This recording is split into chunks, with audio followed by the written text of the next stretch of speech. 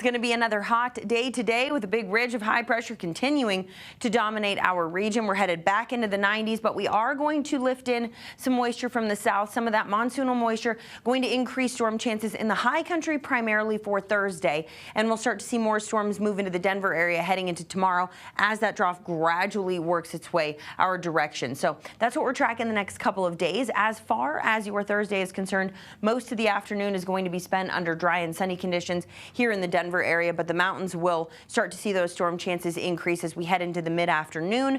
Isolated showers and a few stray storms possible in the mountains. Not ruling out the chance that some of these could work their way down into the lower elevations, but most of us here in Denver out into the eastern plains are going to stay on the dry side. We could run into a stray storm late tonight for us here in Denver, kind of around 6 or 7 o'clock, so a little later on in the day, after what will be a very hot afternoon.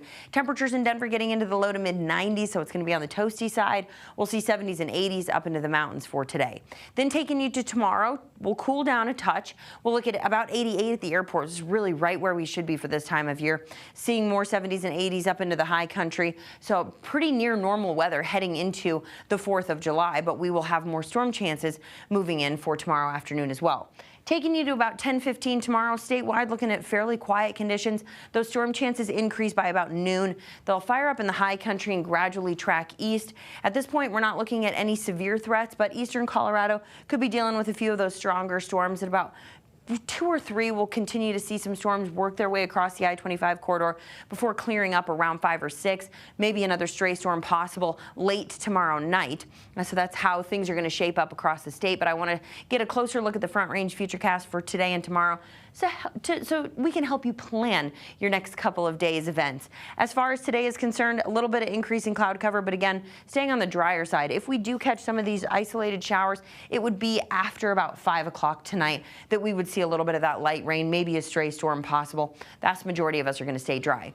Tomorrow morning, 10 a.m., the possibility is there that we could see a scattered shower early tomorrow morning. As mentioned, most of us are going to stay on the dry side. It's not until about 12 that we'll start to see more of those scattered showers and storms pop up. But notice that they're isolated in nature. This is not going to be a washout of a day by any stretch. We'll see these storms fire up and roll through about 2 to 5 is kind of the time frame that we're tracking here. So just during those hours, kind of keep your eye on the radar. Not expecting severe weather, but could see a few storms roll through your neighborhood. And then late tomorrow night, this is about 11 o'clock, maybe a few more spotty storms moving through.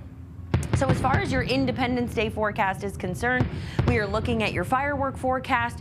Things look pretty good. Isolated storms by about 7 o'clock, by 9, about 76. And that's when those fireworks will likely start going off. That sun doesn't set until after 8:30. So we'll see those fireworks shows start a little later on. Just, something to watch for your 4th of July weekend. Then going into Saturday, we do have a chance at some severe weather way out into eastern Colorado, the plains. Dealing with that, we'll be in the low 90s through Saturday and into Sunday.